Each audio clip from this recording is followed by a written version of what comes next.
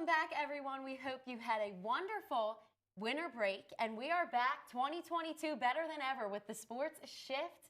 Brylin, what do we got going on this week? I know it's a lot. Well, to start off 2022 in sports shift, we have heavy hearts while the hockey community mourns the loss of Teddy Balkind, a sophomore hockey player from St.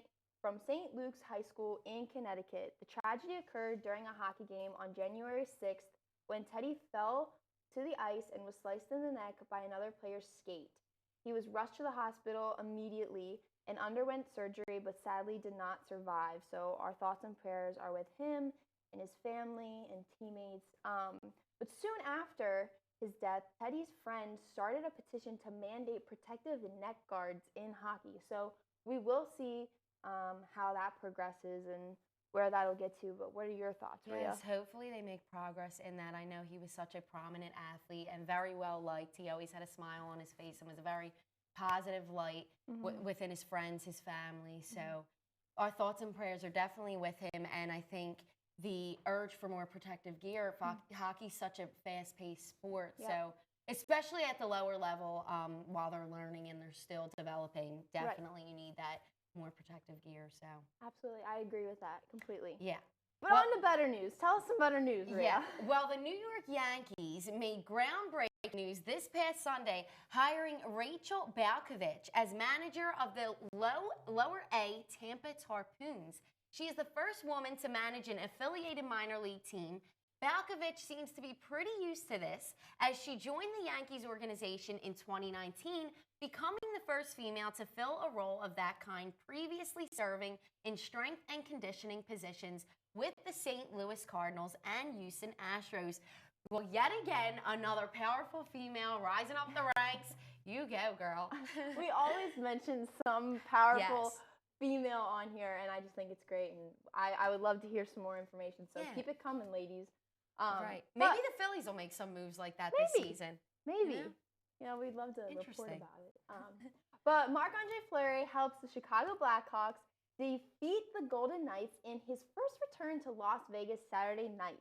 I know he's had a lot of great nights in that T-Mobile Arena, but this time he was in a different uniform. But the reigning Vezina Trophy winner is the first goaltender to defeat all 32 teams in the NHL, which I find amazing. I think Marc-Andre Fleury is sort of underrated. I feel like he's not really the first, goaltender to pop up in your mind when you think of the greats, but I think he will go down as one of the greats. Yeah, back in Vegas, baby, and you're hot, hot, hot.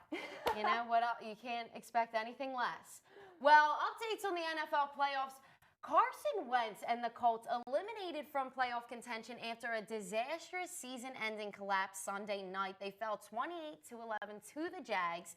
The Raiders and Steelers earned final 2 slots in the AFC playoff spots, and the 49ers were also able to clinch in the NFC after a wild comeback against the Rams. They trailed 17-0 at one point, but fought back to win 27-24 in overtime. Well, I know, Brylin, Carson Wentz is getting a lot of heat. He's just not living up to the potential. But listen, we're making up for it in Philadelphia here. I don't think anyone. I know. I was about to say Philly made a good decision, and I feel like Philly fans are just eating it up. Like they're like, we're so glad we got rid of Wentz. Like, look what he's doing. But no one really expected the Jags to do that. So, but not only were there some upsets in the NFL this weekend, the College Football National Championship shocked the sports world as well. After 41 years, the Georgia Bulldogs sit at the top once again, defeating the Alabama Crimson Tide Monday night. After a bit of a slow start, Georgia turned the heat on in the second half, scoring 27 points, and the mailman Stetson Bennett sure did deliver. He really did, fight for his position of where he's at now with JT Daniels injuring his lat in the beginning of the season. Stetson Bennett first left and then transferred back, came and fought for that backup position, but then JT Daniels got hurt. But, the fact that they won the title is incredible because it makes the victory much sweeter, being particularly against Alabama, since 2016, head coach Kirby Smart is now finally 1-4 against Nick Saban and the Tide, with now 4 of those 5 games having some hardware on the line. So all I can say, Ria, is go Dogs. Oh, yes. Go Dogs, and they are underdogs for sure, especially Stetson Bennett. And it's a true prime example of hard work does pay off. And the Eagles are going to show what's up this Sunday again after being tanked by the Dallas Cowboys 51-26 under the Saturday Night Lights at the Link.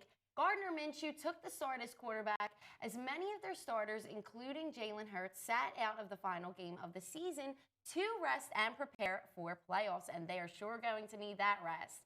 Nick Sirianni said the decision not to play Hurts Saturday night against the Cowboys was not an easy one and came down to his ankle, and the value of an extra week of rest would mean, since he is slated to become the youngest quarterback in Eagles history to make his playoff debut in a road wild card game next week.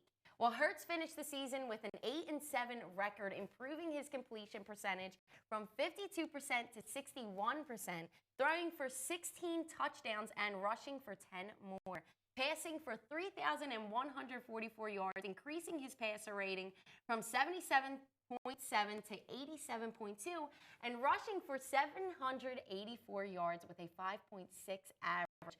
Of the 10 quarterbacks in the NFL who are 23 or younger, only Hurts and Mac Jones for the New England Patriots will be competing in the playoffs as of right now. Well, the Eagles will need all the rest they can get as they are set to take on Brady and the Bucs for the NFL wildcard round this Sunday at 1 o'clock p.m. in Tampa. And Brylin, I know it has been eating up Tom Brady alive since the Eagles, won the Super Bowl over him in 2017. I know in multiple interviews he mentions it, and it's eating him up, and he's looking for revenge. I'm sure he's lost a lot of sleep over it. Oh, 100%. And maybe he might lose some sleep again if they are able to conquer Tom Brady once again. We're hoping he does. That would be very momentous, not only for the Eagles, but for Jalen Hurts, too, as he rises up the ranks. That should be interesting. We should see his, comparison between him and Tom Brady, and by the end of that game, we'll see who comes out on top. But due to a daunting bout with COVID cases rising amongst the team, the Flyers versus the Metropolitan leading Hurricanes game was postponed Tuesday night. It is still yet to be determined when these postponements will be made up, but it could be speculated that it will be sometime mid-February in place of the Olympic break, since the NHL players will not be participating due to COVID concerns. Giroux and Provorov missed the Flyers' last 3 games. Konechny and Sanheim missed the last 2. The Flyers hosted the Penguins last Thursday, which was not a pretty sight, with 6 players in COVID protocol. They played again Saturday at home against the Sharks with 4 players in protocol, losing both matchups. It's like they can't catch a break, Ria. Yeah. While they have lost 5 straight games while battling illnesses and injuries, second-pairing defenseman Rasmus Ristolainen entered the league's protocol on Tuesday. The club has 4 games to be rescheduled, 3 at home against the Capitals, Red Wings, and Hurricanes, and 1 on the road against the Pittsburgh Penguins, who Evgeny Malkin is now back, and he was hot last night. 2 goals. That should be a very interesting matchup as well. But for all tickets for postponed games will be valid once the rescheduled date is selected. Ticket holders can also exchange their tickets for another regular season game. The Flyers are scheduled to pick back up tomorrow night when they visit the Boston Bruins for a 7 p.m. puck drop at TD Garden before they return home on Saturday to host the New York Rangers. Yes, and hopefully none of those games will get postponed. We don't want to see any more postponements, but we do want to see healthy players return to the lineup. Exactly. So we're hopeful for that. But the Sixers, they seem to have a bit more successful way of ringing in the new year with a 7-game winning streak behind another magnificent Embiid game. The Sixers cruised to a 111-91 win Monday night at Toyota Center over the Rockets. The team now sits at 23-16, while Houston dropped to 11-31. Embiid played 26 minutes and culminated 31 points, 8 rebounds, 6 assists, 2 blocks in the game. Well, can we say MVP status yet? I mean, I think we can. The Sixers were missing 6 players, including ball handlers Tyrese Maxey, Shake Milton, and Seth Curry, but that didn't stop them from coming away with the victory. The Sixers look to extend this hot streak at home tonight against the Charlotte Hornets at 7 p.m. Imagine when they come back. Right. Oh, my God. I mean, they might be, remember when last semester when the Union was the only, successful team in Philadelphia? We might be hopping on the 76ers that train. playoff run last season was very exciting. It was. And, let's hope for another one, and let's hope for more success this year. Absolutely. Honestly, that would be amazing if the Eagles made it a bit farther than, speculated, and then the Sixers keep rising to the ranks. The Flyers make some miracle runs here. And the Phillies, maybe the Phillies will come back Speaking of hot. the Phillies, as the calendar flips to a new year, the MLB lockout persists as the Phillies have a crucial 2022 season ahead of them. Amongst the pressure-packed season, they need to end a playoff drought that has spanned for 10 seasons, the longest streak in the National League and second longest in the majors to the Mariners. There will be pressure on everyone from the front office to the manager's desk to the manager's office to the clubhouse. There's a lot of pressure going on. There is very shallow speculation of when both sides will come to agreement, potentially prolonging the season's March 31st projected start date. Well, we hope that, doesn't get pushed right. back. We want baseball on time.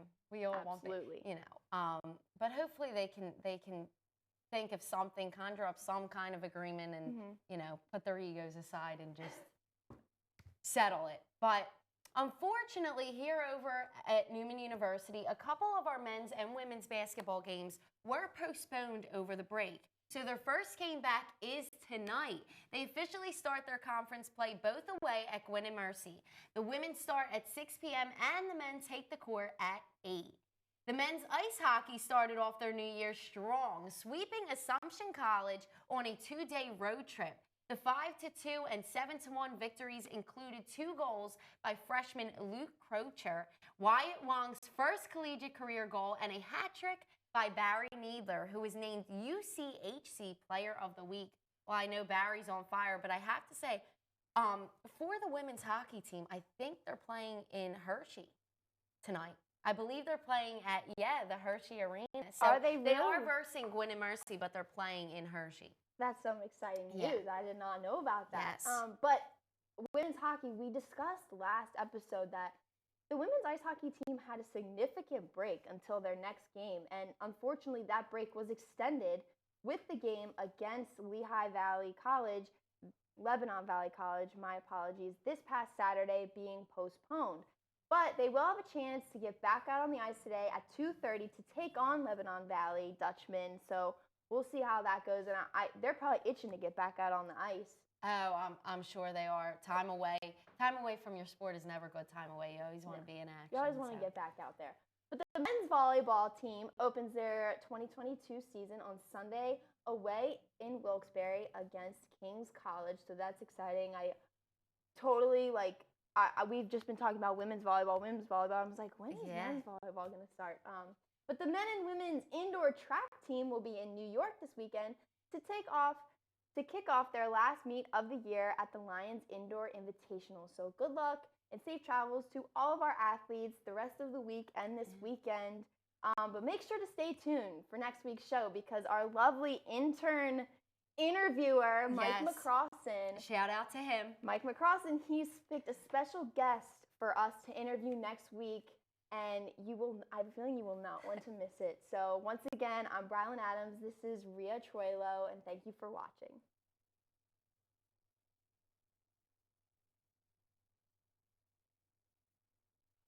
Boom.